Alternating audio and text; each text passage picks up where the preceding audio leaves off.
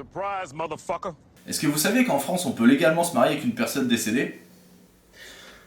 On est vraiment obligé de commencer notre première vidéo par cette phrase. Alors oui, c'est exact, il y a néanmoins quelques petites règles à respecter si vous voulez épouser le cadavre de vos rêves. Oh merde, tu pouvais pas le dire avant?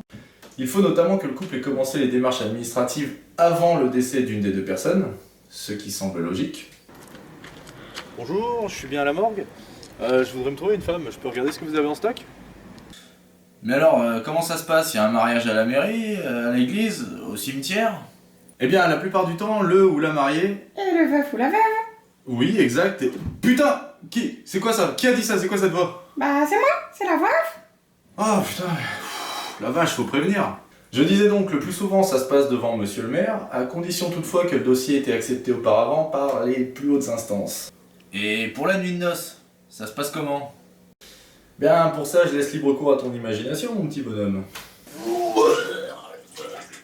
Le fait de pouvoir se marier avec une personne morte existe depuis 1959, depuis notamment ce terrible accident au barrage de Malpassé. Ça s'est mal passé? Depuis la rupture du barrage donc, où 420 personnes ont trouvé la mort, cette loi a été créée pour permettre à une jeune demoiselle enceinte et fiancée à une des victimes de pouvoir épouser ce qui restait de son époux. L'auteur de la blague qui va suivre tient à s'en excuser par avance, mais c'était, je cite, « plus fort que moi, nom d'une bite !»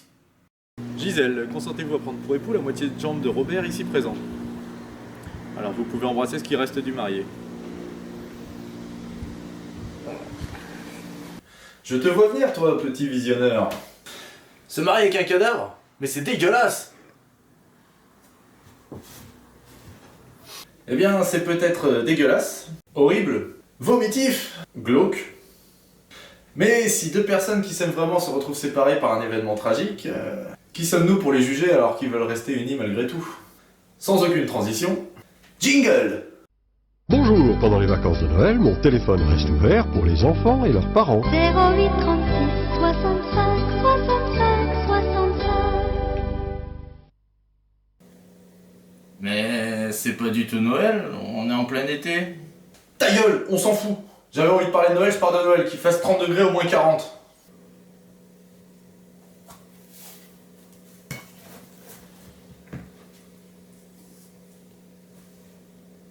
Il y a longtemps maintenant que les gens se gavent à s'en faire exploser l'estomac les 24 et 25 décembre. L'empereur romain Aurélien a au départ fixé cette date pour célébrer la naissance de Sol Invictus, une divinité solaire romaine. Il a choisi pour la date le lendemain de la fin des Saturnales, qui célèbre le dieu Saturne, ainsi que le jour de la naissance de Mitra, un dieu indo-iranien également connu à Rome. Après la christianisation de l'Occident, le 25 décembre deviendra la célébration de la naissance de Jésus de Nazareth.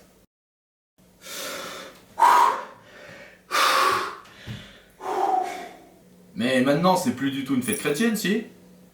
Techniquement si, mais traditionnellement cette fête est maintenant célébrée par de nombreux athées et on les comprend. Il faut dire que passer 2 jours à manger et à boire n'a rien de désagréable. Et qui dit Noël dit... Père Noël!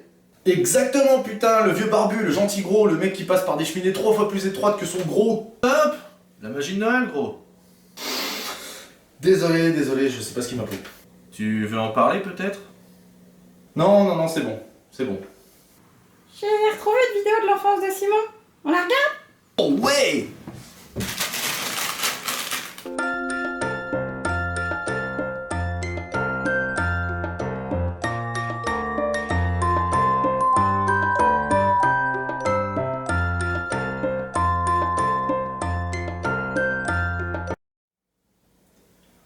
Voilà, vous êtes content maintenant? Ah, désolé, vieux, on savait pas. Bon, écoute, pour me faire pardonner, je t'ai fait un cadeau. Quoi? Un cadeau juste pour moi? Vas-y, ouvre-le. Hello, darkness, my old friend.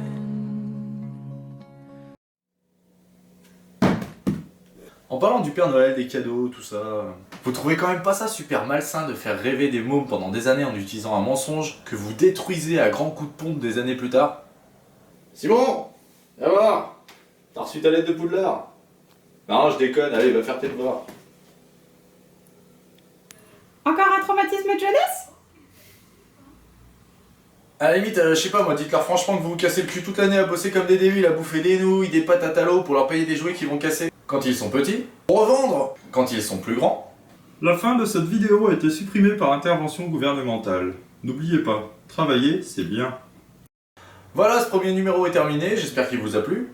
N'hésitez pas à partager, à cliquer sur le pouce bleu qui doit se trouver quelque part par là, et à laisser des commentaires. A très bientôt, salut! Et du coup, le cadavre là, on en fait quoi?